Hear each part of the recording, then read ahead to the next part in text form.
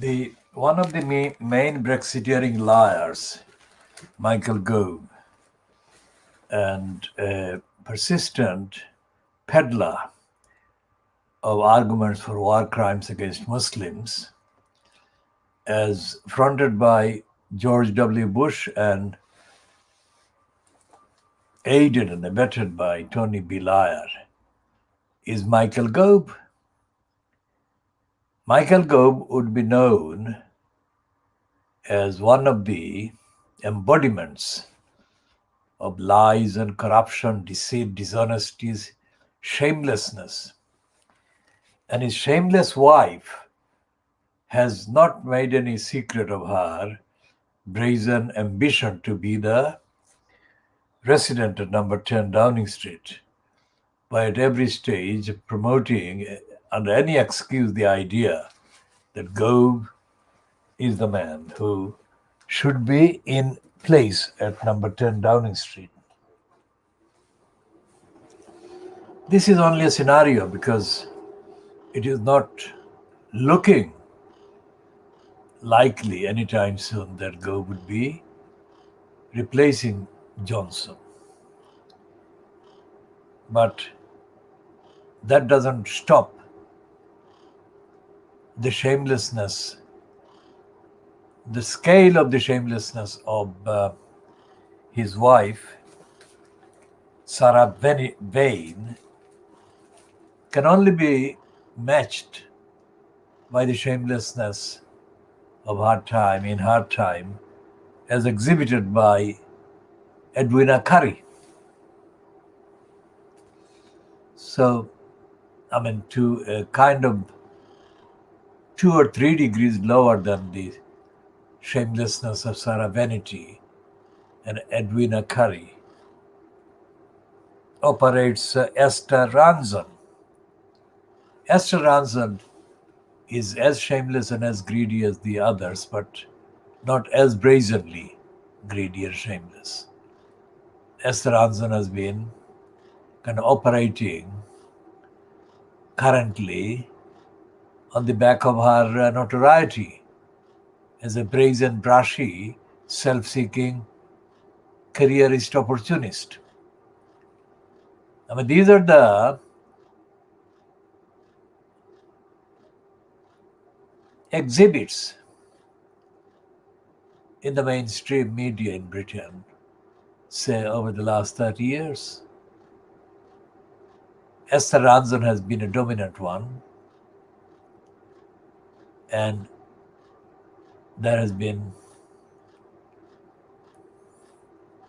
a number of others that are as shameless and self-seeking and opportunistic.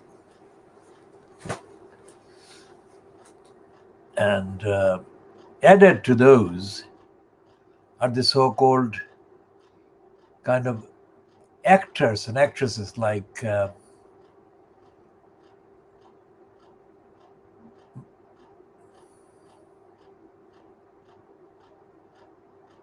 the ones that railed against Jeremy Corbyn. And these people have been given the platforms without any question, without any real investigation as to the authenticity of their venom, authenticity of their grounds or the claims for their venom and venomous attacks against Corbyn. Why am I talking about Corbyn? Because despite the fact that I think, and I shall continue to think, that Corbyn lacks the intellect and the intellectual kind of skills and abilities to lead the Labour Party or lead the government, I separate that from his human rights, his entitlements to be treated fairly and equally, which he wasn't. And these women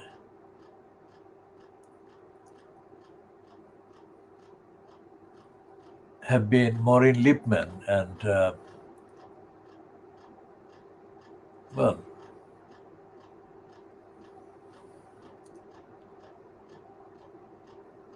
several others like Margaret Hodge. They have been allowed to attack COVID without showing any evidence. So the entirety of the mainstream and Fleet Street has operated while mounting and aiding and abetting and propelling the attacks on Jeremy Corbyn by suspending all requirements of objectivity, fairness, and relevance and neutrality. So Michael Gove's wife, Sarah Vanity or Vane, is now among the list of sub-intelligent commentators making a comment on Shamima Begum, entirely superficially based on her Shamima Begum's apparent adoption of the Western dress code. Now, there never was a real issue made of any dress code. Now, this picture that has been put in circulation by the Daily Boris Graph group in the last 2 days or so appears to have been taken by their person,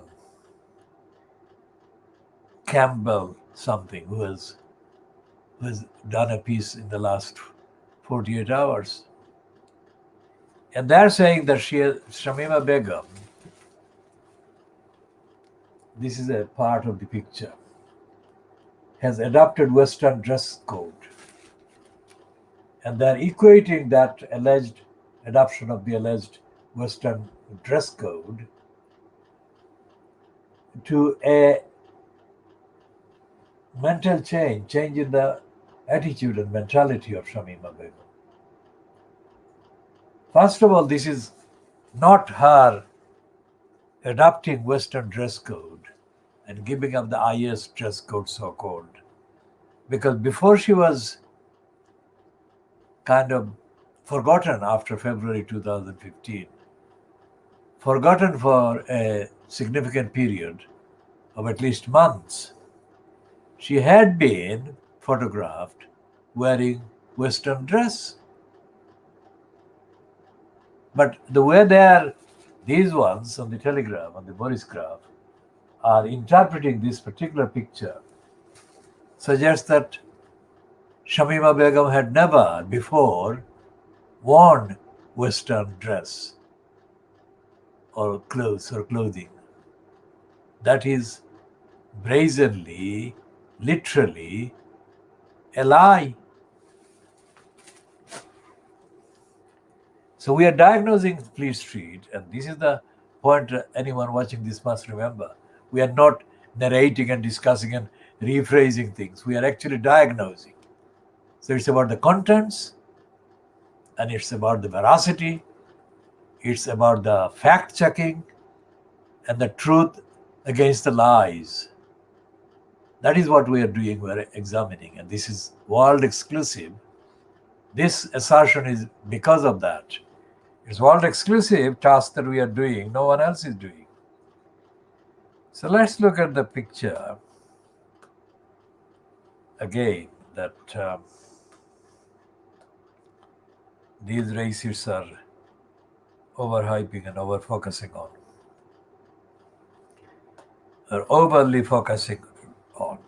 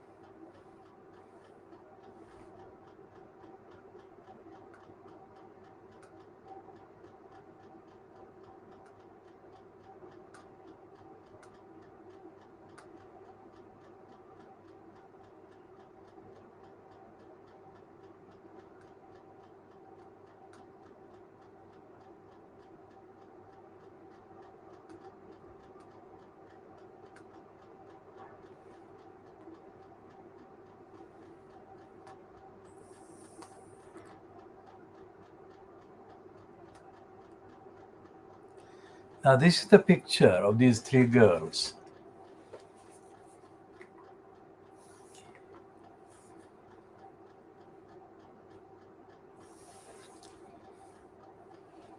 This is the picture of these three girls that first hit the mainstream media in the UK in February 2015, and these are dressed as Western clothes. They are Western clothes that they were wearing.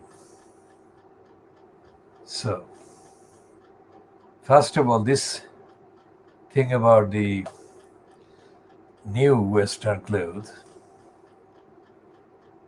or clothing.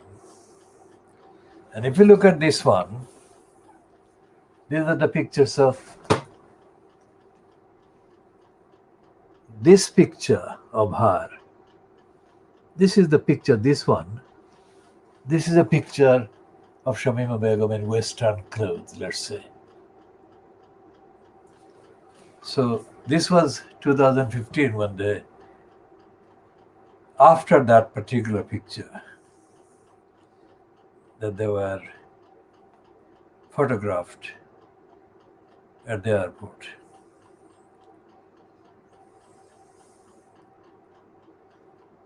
Let's make this a... Now this idiot, Rishi Sunak, will talk about the idiocy of Sunak, Sajid Javid, Sadiq Khan, and the other, all these from the kind of background, either India or Pakistan, and their idiocy. And what they're doing in their assigned stooge surrogate, ethnic surrogate roles, each one of them is parroting, robotically parroting scripts that they have been given to parrot. Now, this picture of Shamima Begum has been quite widely publicized, this one on the left.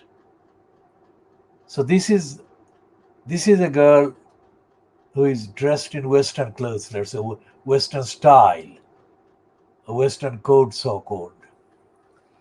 So let's kill off that lying, untruthful assertion that they're making about this particular dress code. This is not very significantly kind of indicative of her adopting anything and rejecting anything else. I mean, it is the obvious kind of conclusion they are making, but nobody can certainly say, and this is a logical, factual assertion I'm making, nobody can definitely say that the decision by Shamima Begum wearing a so-called Western dress, as shown by this Boris Graf newspaper, has anything to do with any mental decision, strategic decision she has made or anyone on her behalf has made about any political policy position. So this is the picture that the Boris Graf has kind of published, and its caption is that this picture was taken at the Al-Roj camp in Syria, and they're saying that this is the proof or definitive message that she is giving to the so-called West. They're saying West, but she is a Western girl anyway. She was born in the West. But yet they're saying that she's coming from somewhere else, that she actually belongs in the east or in the north, in the south, or in the outer space. She was biologically, physically actually born in England, which still is part of the West, isn't it? Is symptomatic of the West, typical of the West, representative of the West. So, list the number of things I have said against them using the West and the dress code and the kind of implied, brazenly implied suggestion that she is saying that she is wearing the Western clothes and she is making a plea to the West. But it's not correct at all, because she is a member of the ordinarily born Western population. And she is a national by birth of a Western country, which is England.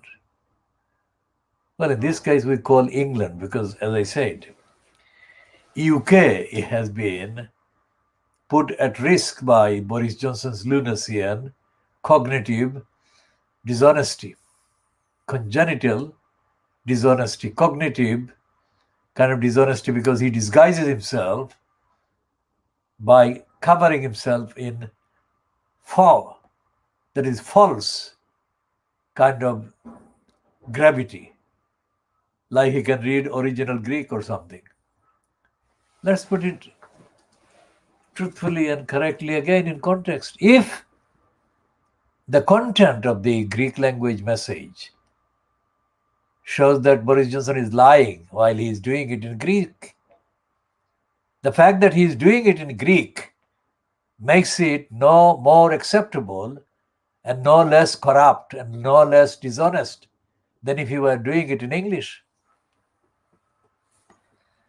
It is the content of the message, or not the actual messenger or the media or the medium. It can be Greek, it can be Latin, it can be any known language that humans have ever spoken.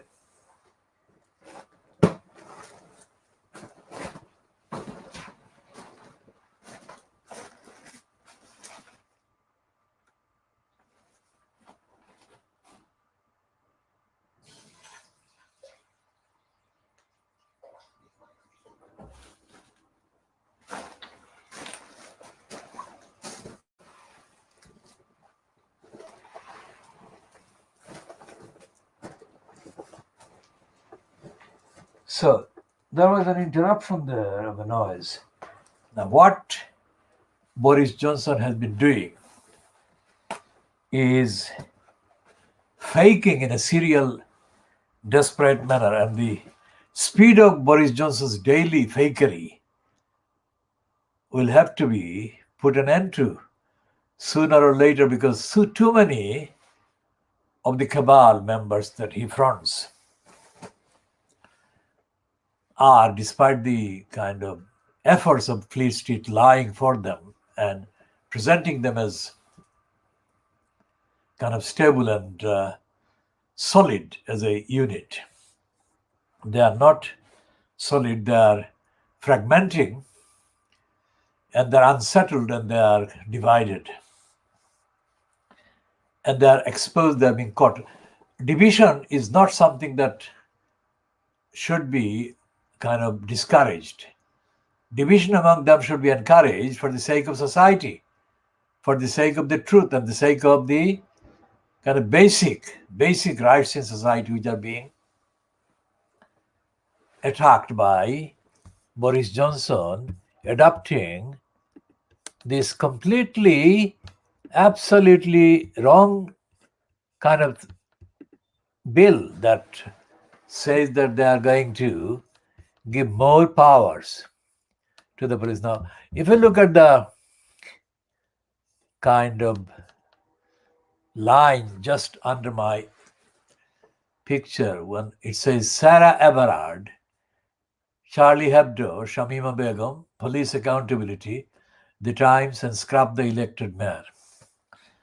You can see that under the actual Sarah Everard repercussions, the papers today are meekly, not with any real passion for freedom and freedom of expression, let alone for the rights of women. They're running kind of concessions to the fact that Boris Johnson has got this wrong.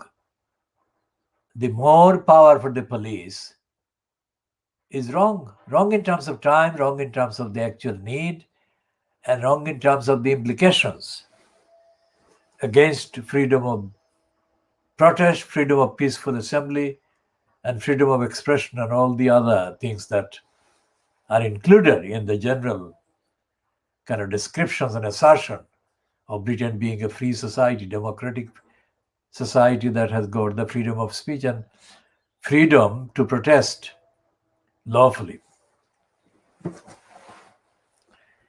The phrase more powers to the police, or police being given powers over anything, needs vigorous and rigorous rejection, because as the facts stand, police have never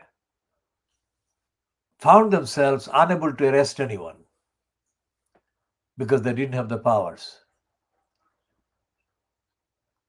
Written records of the last 230 years, let's say, as can be checked by the available newspapers of the last 230 years, show that the police have always been able to arrest people. And of the millions of arrests that police have made in the last 230 years, most of the police arrests have been allowed to remain unchallenged by the court system, court bureaucracy, or by parliament, or by the governments, of course. So that is factual evidence of the lies on which the current bill is kind of being promoted by Priti Patel on behalf of Boris Johnson. And whoever is the secret force behind the agenda, the narrative that says that police need more powers. Police don't need powers because they have got, by any rational, practical calculation, they've got enough powers, they've got more than enough powers, and they have not been held to account for what powers they already have had and do have. And Boris Johnson has kind of issued, typically of Johnson, at least 4 different types and 4 different phases of the kind of position that he has. After the details of the murder and the attack and the kidnapping of Sarah Everard became known and became public. And he has made a similarly kind of corrupt, bogus, false, insincere, and dishonest statement following the attack on the peaceful vigil participants and people who gathered to pay respect to Sarah Everard. And he said that the pictures were shocking. He didn't say what happened to Sarah Everard was shocking. He said the pictures of the events there were shocking. You can see the disconnect there, and you can see the disconnect is typical of Boris Johnson being dishonest. And today there are all kinds of accounts saying that Johnson, first of all, said that he was concerned about those pictures. And then he said that he was going to ask for details or investigation or something that imitated what Sadiq Khan and Priti Patel had mouthed previously. Now he says that he has complete confidence in Cressida Dick, the Metropolitan Police Commissioner. So it depends on what goes on behind the scenes and why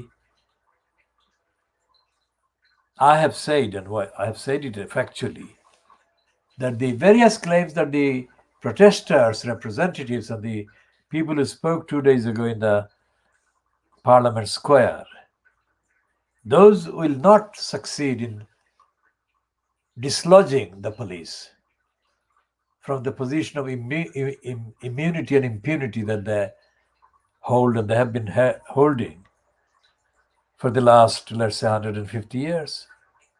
I go back as far as that. The police in London, police in England, and police in the UK, essentially the police, the rest of the UK, imitate or follow the example of impunity being asserted by the police in England.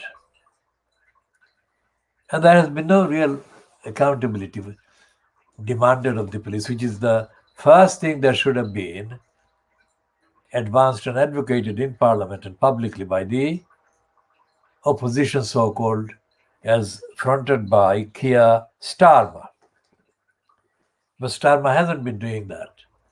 What Starmer has been doing is kind of capitulating to the status quo and the vacillating kind of movements by Boris Johnson, the personification of opportunism and corruption and dishonesty.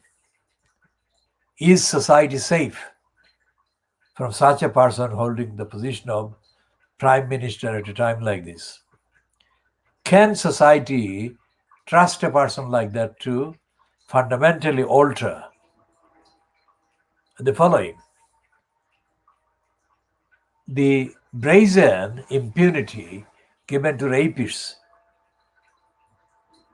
and the number of victims of rape that has been kind of promoted and published in the last, let's say, 24 hours or so, is too many. Too many people, too many women and girls in Britain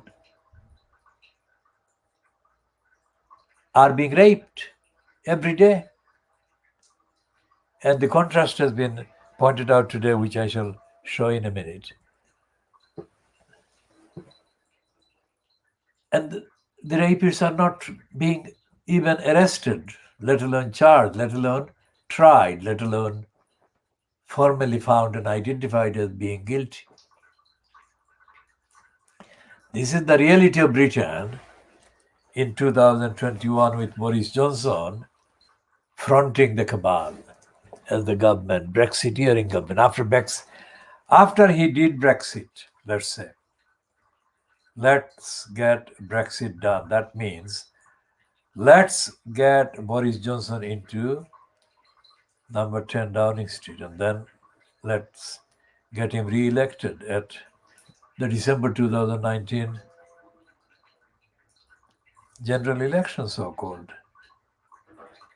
So he got elected, and now he's doing anything he likes. And today's Guardian newspaper's front page saying that he's under pressure for inquiry into the COVID. As we have said at the beginning, last year, the inquiries will be taking place, but it will be absolutely the wrong thing, because inquiries in England and Britain are another device, another tool for lying and perpetuating lies and denials, even including the inquiries fronted by Leslie Scarman into the Brixton riots, so-called, and the inquiry fronted by Macpherson into the police role and behavior after the racists murdered Stephen Lawrence in April 1993. And the inquiries and inquiries and inquiries about the massacre of the Hillsborough football, where the fans were massacred, and nobody has been held to account. And yet there have been inquiries. Now there are ongoing inquiries into British English churches, clergymen sexually abusing Christian children, white boys mainly, but not exclusively boys. And the care homes allowing children to be sexually molested, raped, and so on for decades. And there are inquiries. Next time you hear the word inquiries, you must pause. Because when did you find the inquiries actually changing the status quo of criminality and the culture of crime in Britain by the mainstream personnel, by the establishment personnel? We're not talking about inquiries in here into the behavior misconduct of some kind of unidentified ordinary people.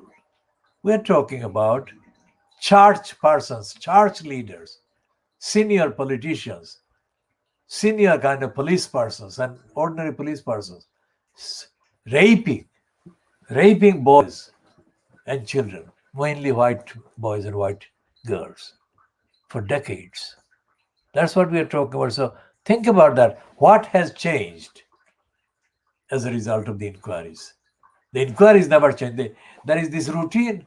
Something goes wrong and many people lose their lives, or many people are raped and traumatized and destroyed, emotionally destroyed for the rest of their lives. What happens? When the kind of facts are published or publicized, this is the shock. And the shock is followed very soon by an inquiry or a series of inquiries. And then nothing happens. And then something else goes wrong. And there is a shock after the revelation that something else has gone tremendously wrong. And there is an inquiry.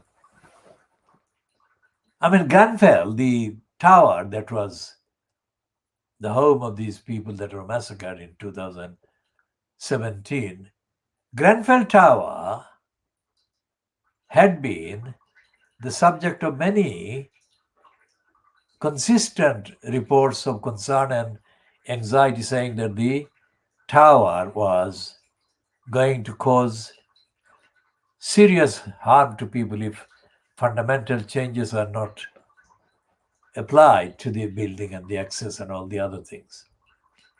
And all the warnings and all the claims of corruption by the companies and all the claims of the negligence by the local Westminster and Chelsea and Kensington Council were ignored.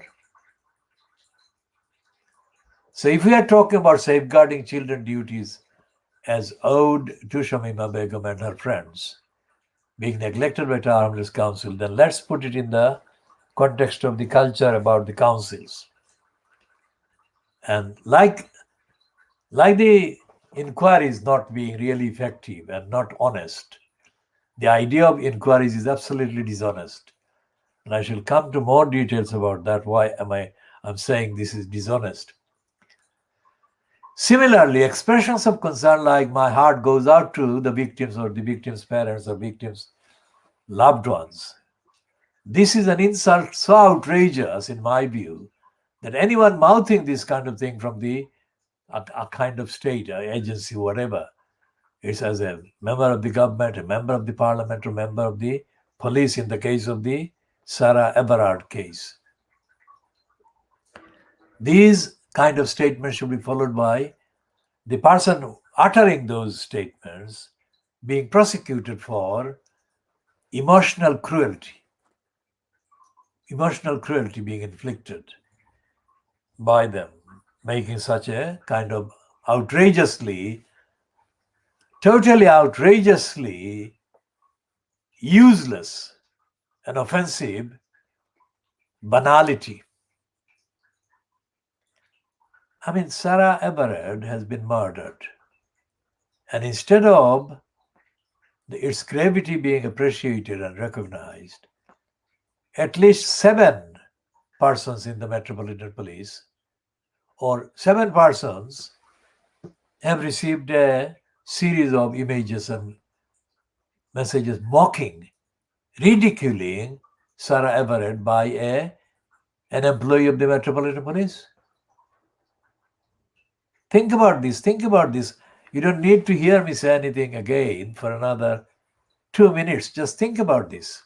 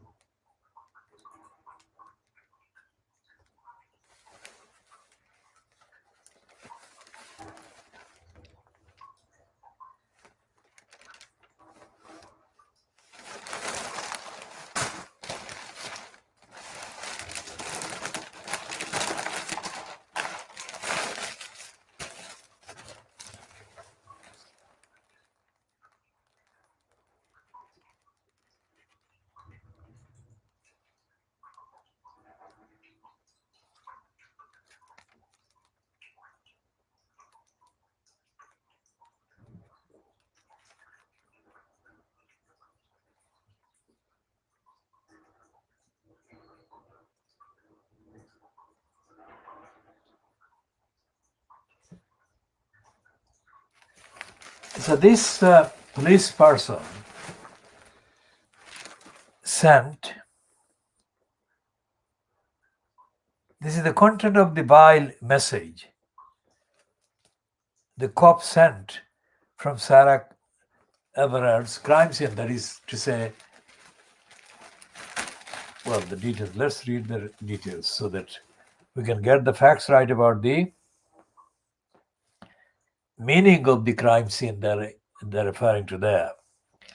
The sickening message allegedly sent by a rookie policeman joking about Sarah Everett's murder emerged yesterday. Can you imagine? The police person was joking. The Metropolitan Police person was joking about the murder. And it is described that this person is age 22 and is a probationary employee of the police. Is said to have sent the meme, a shared joke image, that is the meaning of meme,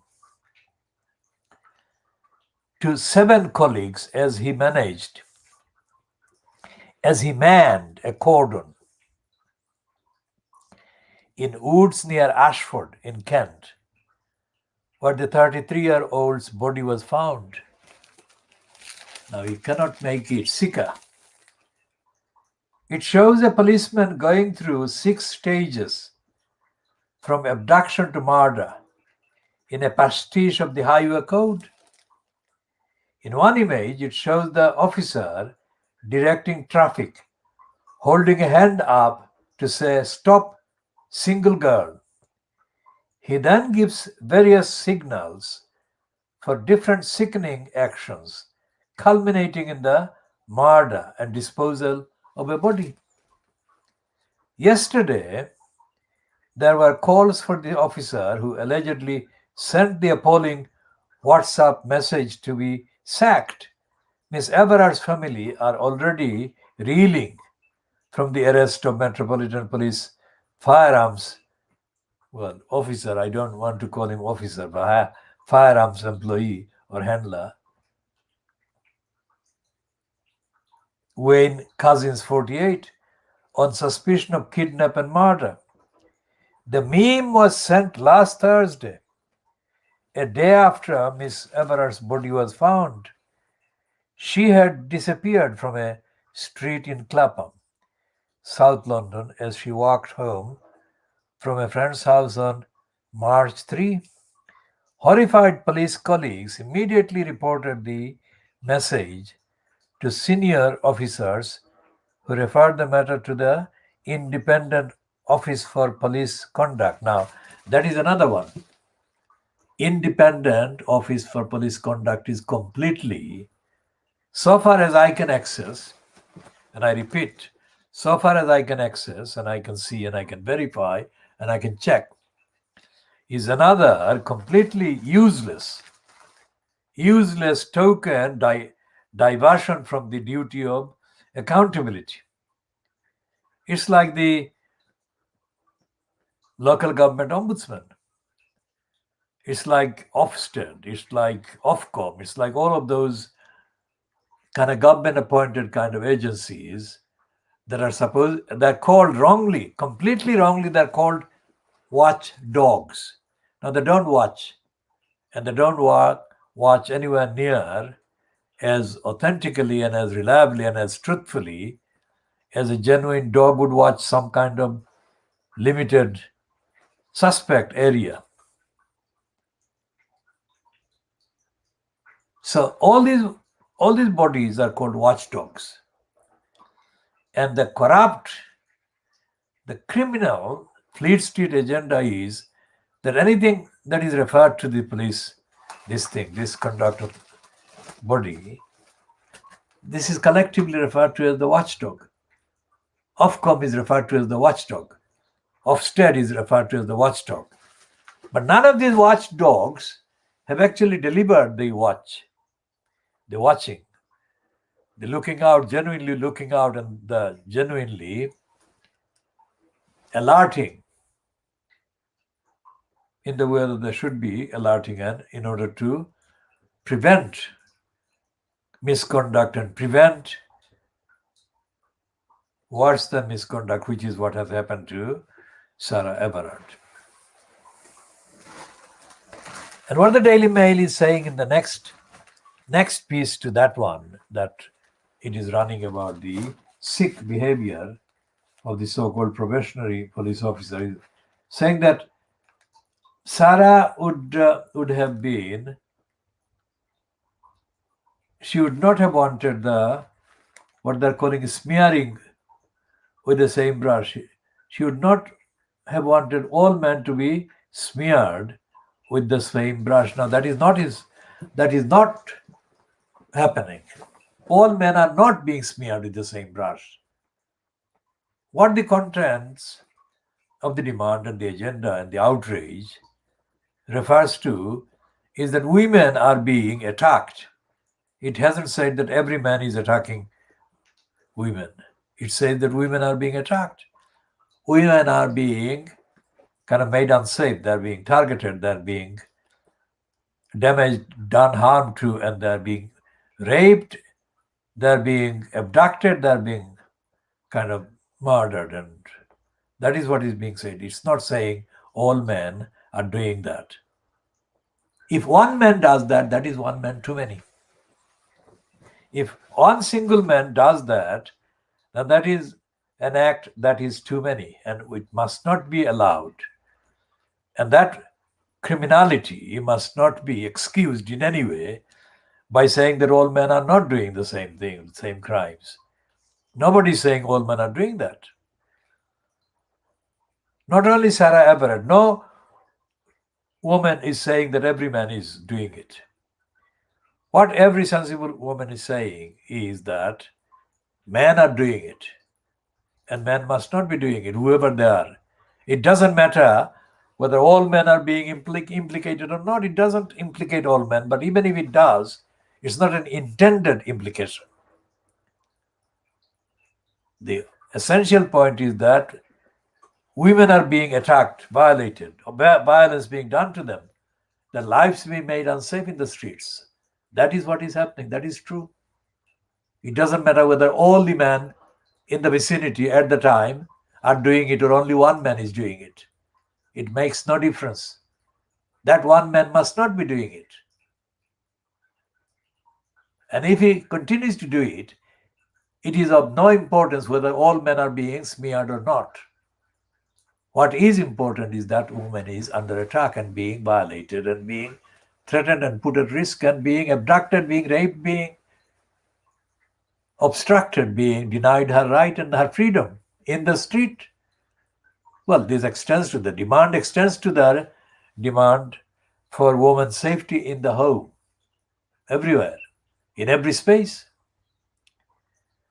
But in this context, in the particular heat of the particular reaction and the particular grief caused by this indescribable violence or series of violence done to Sarah Everard, it's about the streets. But essentially, the agenda, the need for society must be immediately now, not after an inquiry or something. Every woman should be made, well, every street should be made safe for every woman. And no woman needs to have a campaign launched to make her safe in the street. And the streets must not be a place for a woman to feel unsafe in. Any street, no street.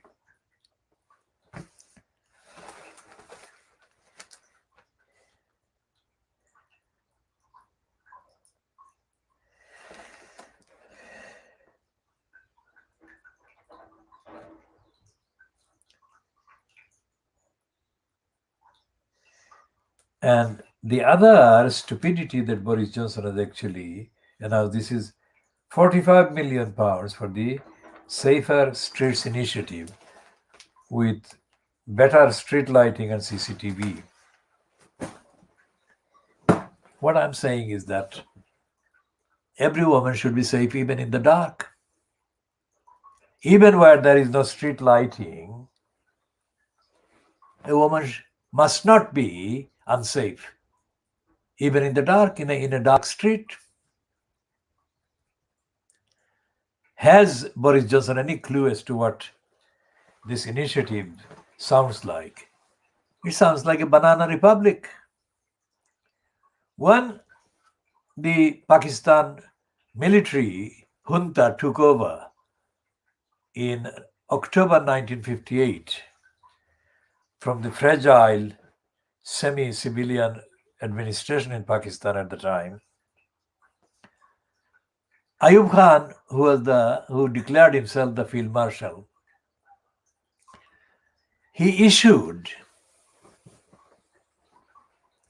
Ayub Khan issued a series of cringe-making stupidities as proof, each one, of how the military regime was changing the governance of the country and society. Of course, one of the things that Ayub Khan announced a year or within 2-3 years of that was the giving of honor, gongs, to millions of Pakistanis. And the main kind of tag was called Tamga. I think it's an Urdu word. It's a Tamga is a kind of badge of honor, or Tamga is an honor. And he gave Tamgas to millions of people absolutely for no reason.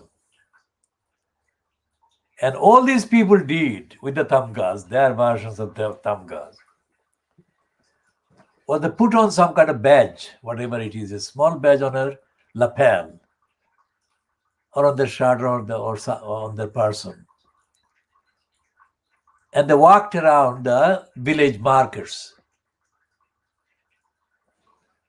with their heads higher than normal and their faces putting on an expression of bragging, suitable bragging. They declared that they had been given a Tamga by Ayub Khan. Now this is degeneration. This is complete distortion and complete twisting of human condition, human behavior, and human decency. So what this did was, instead of making these recipients of the Tamga deliver courtesy and behave courteously to their fellow Pakistanis,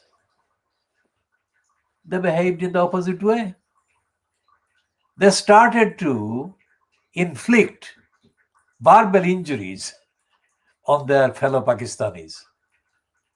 And the verbal injuries, these Tamga recipients, Tamga wearers, and the weapon that they used was this Tamga. So throughout human history, when society has been degenerated by a dictator and a crook and a dishonest kind of oppressive abuser of power that they had given themselves over the population, this is the kind of thing that has happened. And what Boris Johnson's announcement about more street lights and CCTV shows is that kind of behavior. What he's saying is that women should not be safe in the darkness.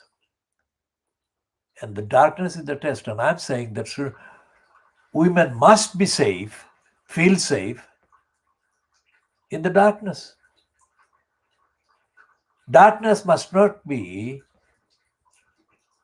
an out of bounds kind of sphere or territory.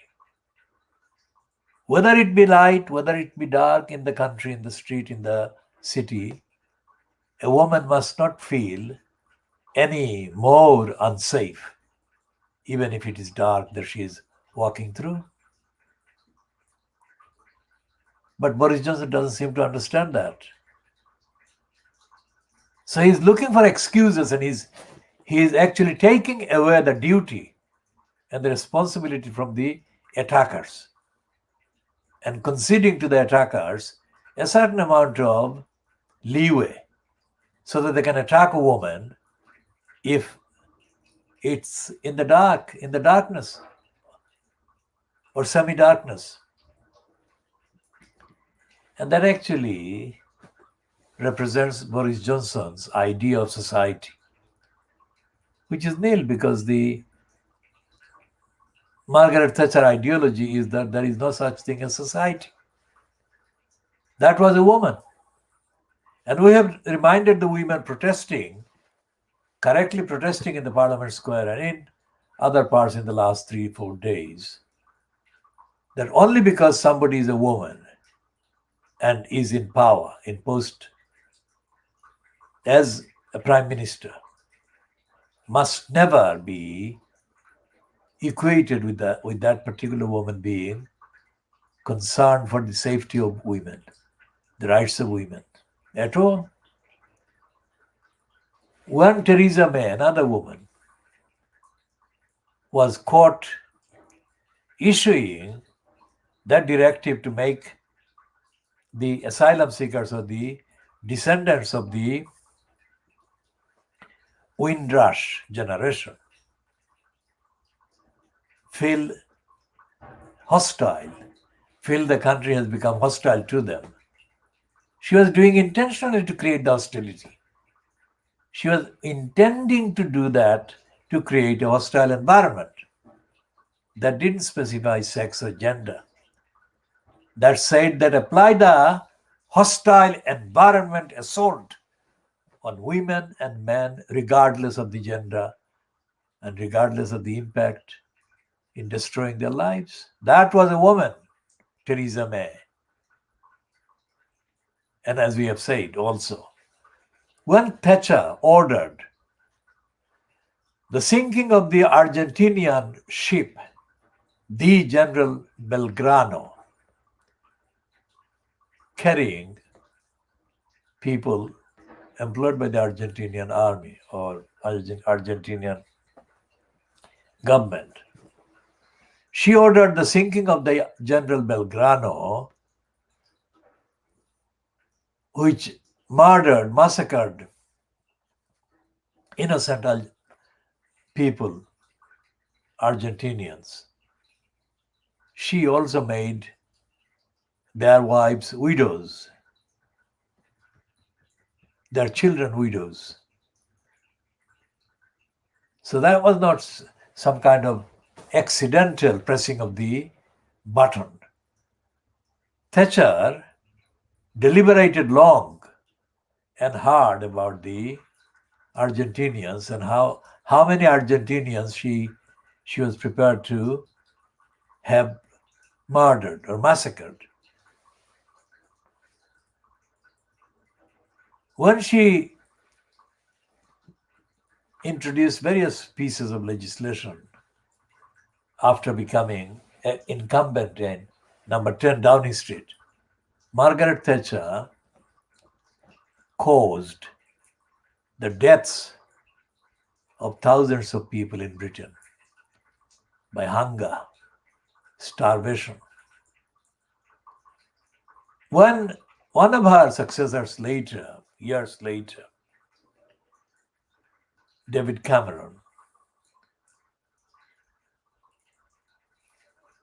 introduced with George Osborne the policy to starve some of the most disabled, most kind of unwell and poorest people who could not work and there was no work for them to do. So when Cameron and Osborne and Dracula Duncan Smith created a culture via the murderous policies and behavior of the DWP, they were aided and abetted by the British Civil Service.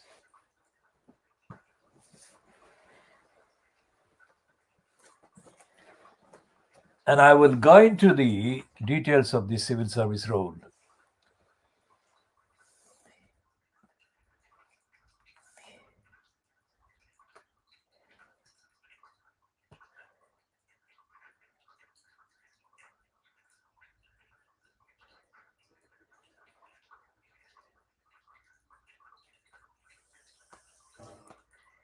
Here is the name of one civil service union person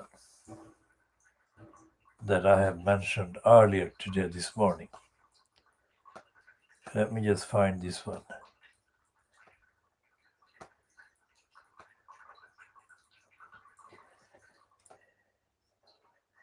His name is Mark Sarwotka. Now, Mark Sarwotka is a member of a trade union, apparently representing the civil service, and the members of his union, or the members of the union that he is a leader of, a number of them work in the DWP.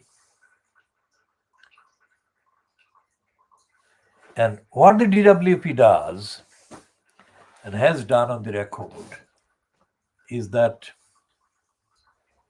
they have used, based on the agenda set up by George Osborne and David Cameron and fronted by Ian Duncan, Dracula Duncan Smith, is to use a series of technicalities, let's say, as pretext. And they have given contracts to outside contractors. And those contractors have carried out bogus tests about the fitness for work by these people who are in need of urgent financial help because they haven't got any income and they're too unwell and too ill to work. So those people have been made to attend tests conducted by this outside contractor. And they have routinely kind of filed findings that these workers were not only not unfit, but they were very much fit to work. And based on those, the in-house employees in the uncivil disservice in the DWP have made decisions to withhold money from these very ill and very unwell and very much in need and very poverty-stricken claimants for benefits. Now, the DWP is the UK's murderous operator of the welfare deprivation and benefits deprivation duties that the UK is under and has been always under, according to international law and conventions. And according to reports published even by Fleet Street, thousands of such benefit claimants were totally deprived of any benefit, thus forcing them to take their own lives. So we have called these deaths and these suicides as a massacre or series of massacres,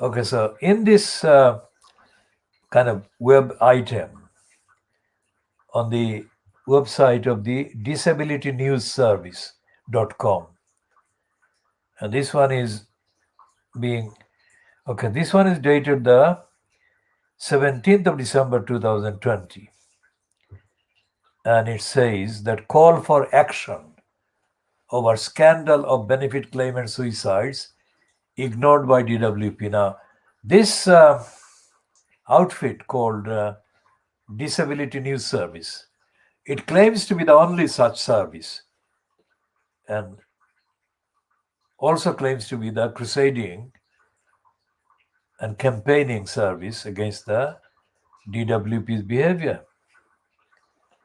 But it is like the others I've said, the watchdogs.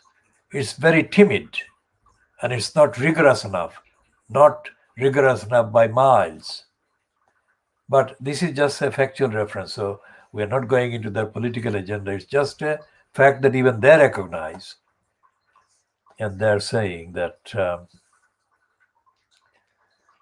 analysis by Disability News Service of Office for National Statistics and DWP figures suggests there could have been as many as 750 suicides of working age benefit claimants in 2018 alone, and possibly even more. Now, look at the year, just 1 year.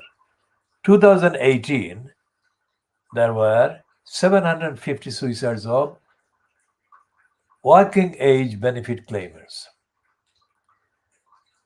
Now, that means that over the last 11 years, let's say, since the Conservatives have got in power at the May 2010 election that Gordon Brown lost, there have been several thousand such suicides. And yet the Daily Mail has not ever published anything comparable to its outrage against benefit cheats or asylum seekers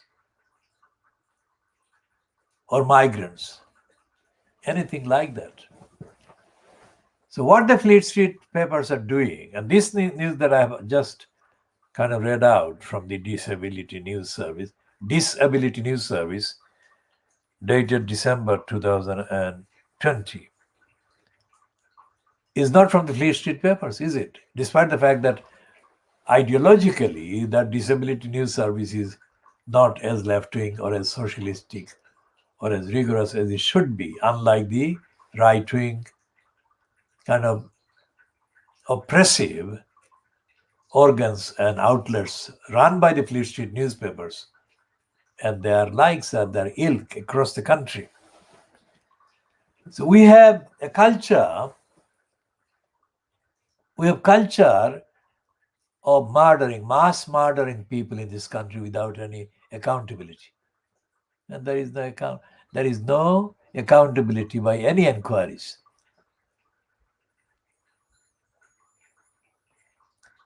So when Shamima Begum was denied the British citizenship that she naturally born person is entitled to, they did that on racist grounds. But nobody, until in the last 10 days, let's say, or last 5 days, nobody actually came forward with any comment. Remember, nobody came forward with any real comment after Sajid Javid took away Shamima Begum's citizenship.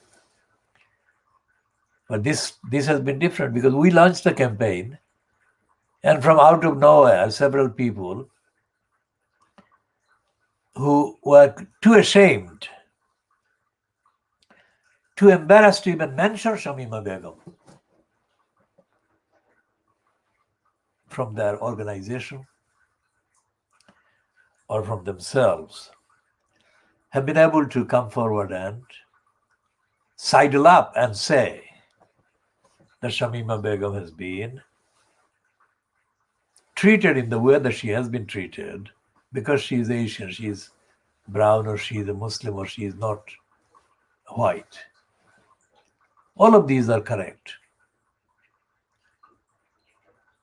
But the question is that these people are only coming forward because we have been campaigning since 26th of February 2021. We welcome that. But we are not going to depend on their stance because they won't sustain. If the racists mount a counterattack again against Shamima Begum, then these people will disappear again. And we are saying this based on evidence, solid evidence of decades. All the campaigns we have done and all the campaigns we are currently doing are campaigns based on our verifiable and verified, fact-checked, consolidated evidence, not based on any of those people. Not because we don't welcome them, we do, but we also don't believe that they will stay around.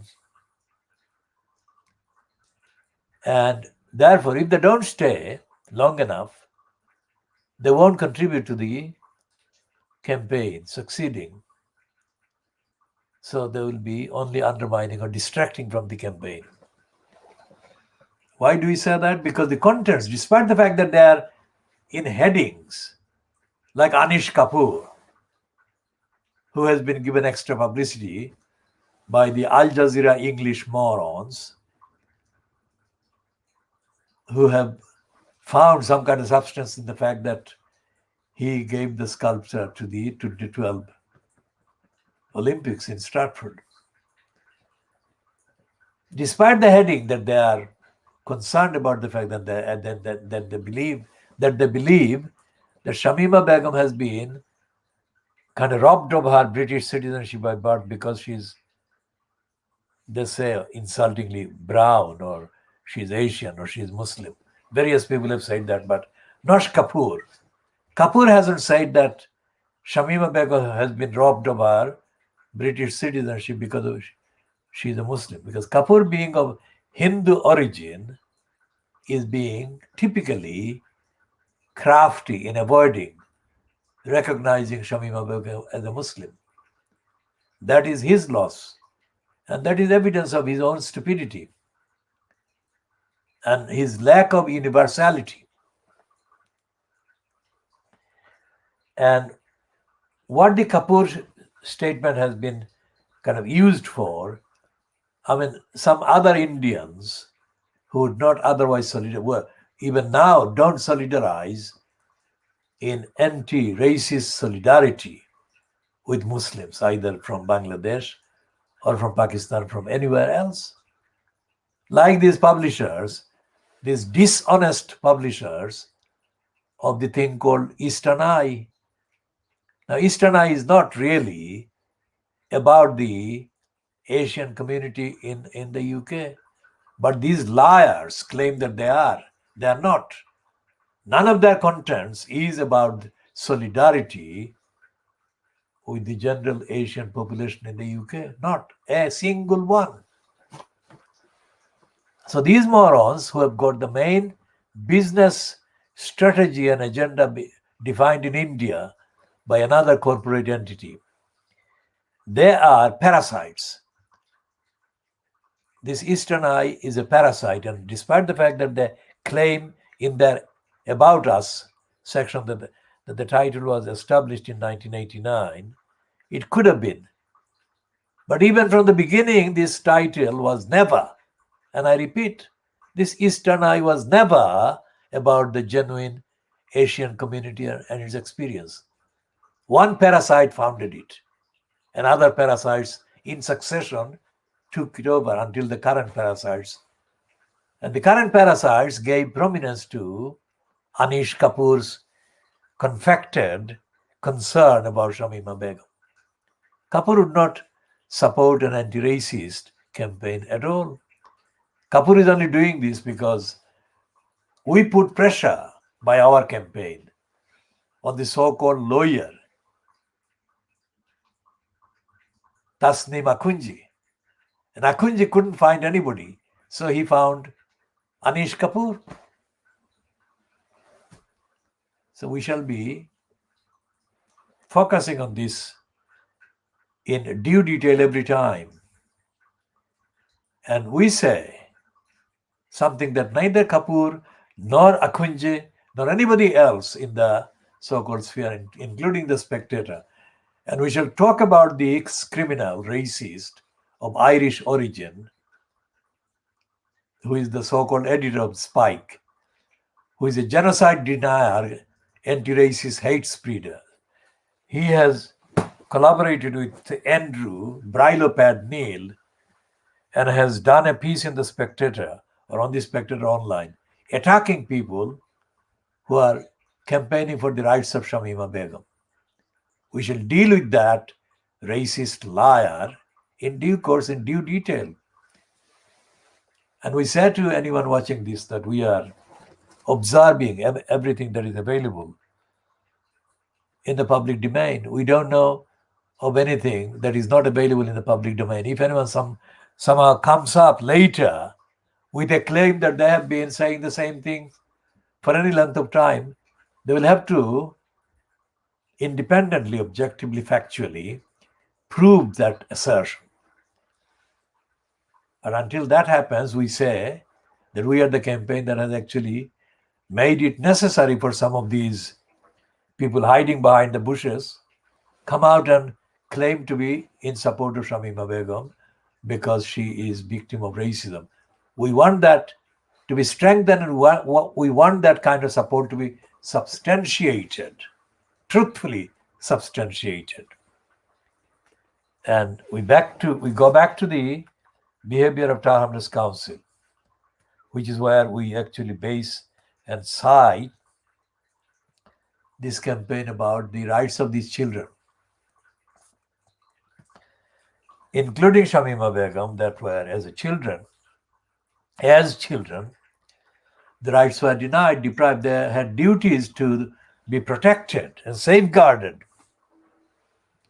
by the Tar Hamlets Council, which did not save them, safeguard them, protect them, shield them.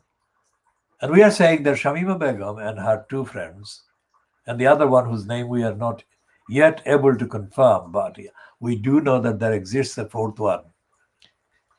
These children, these are all children, regardless of the names. And the law and the legal duty is that children. It doesn't say which children, what name, what background. It says children.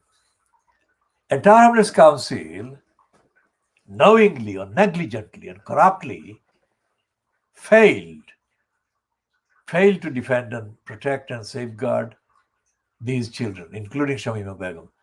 And as I said before, the name Shamima Begum is as a kind of indicator. It's not exclusively special about Shamima Begum. We are objectively equal in our upholding of their rights, all of them. So if the fourth girl and her name is identified, then we shall add that and we shall mention that name. Let's go back and check if we can find that girl's name.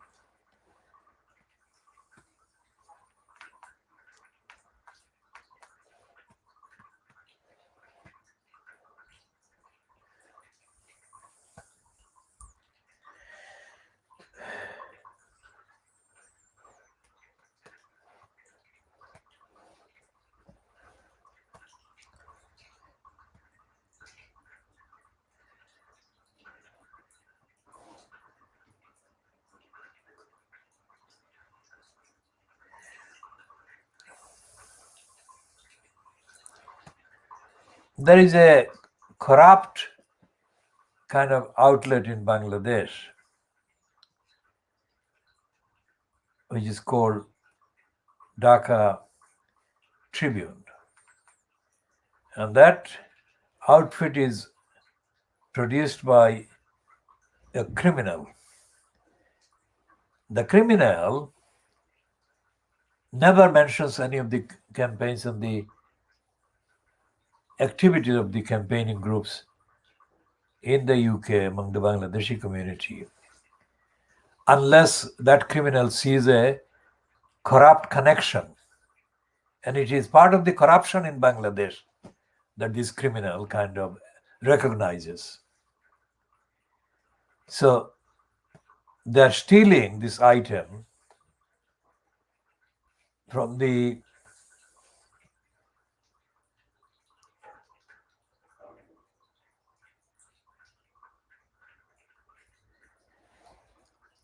Western kind of documentary maker. And it is titled The Return, Life After ISIS, a documentary by Southwest Festival. It says, the documentary named The Return, Life After ISIS, premiering on Wednesday at the online Texas-based South by Southwest Festival. That is today. Today is the 17th of March. And it says, okay, my name is Shamima. I'm from the UK. I'm 19. Spoken with a nervous laugh, the introduction to a room full of women and restless babies could be the start of any young mother's support group. But the speaker is Shamima Begum, the teenage ISIS bride who left Britain for Syria in 2015 to join the Islamic State group, and whose desire to return sparked a right-wing press frenzy that saw her stripped of her citizenship.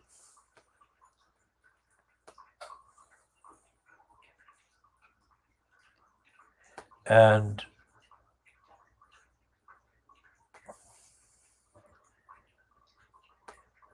the fact that we are doing the campaign is not mentioned, and it will never be mentioned. And that is the thing that will make the difference, because our campaign is making the difference already. And that documentary is something that we have to actually watch in full, not just read a third kind of party version recount in that kind of piece by the corrupt Dhaka Tribune. In the discussion about the South Africa-born and now deceased Robert Govinda, I mentioned the Bangladeshi crook who set up a shop, apparently publishing a newspaper from a Fleet Street address. And the Dhaka Tribune is like that one. They are the most superficial and the most kind of unoriginal imitations of Robert Macaulay's kind of agenda. So we shall be talking more about the contribution to the lack of duty by the Tower Hamlets Council, contribution made by such surrogate outfits, serving the egos of the likes of John Biggs from addresses in Dhaka. And they're fed by stooges based in Tower Hamlets. These stooges have no morality, and the stooges have no kind of ethics or neutrality. These stooges are emptier than the emptiest of content that can be imagined. So we shall be coming back to all of these issues and other topics in the next part.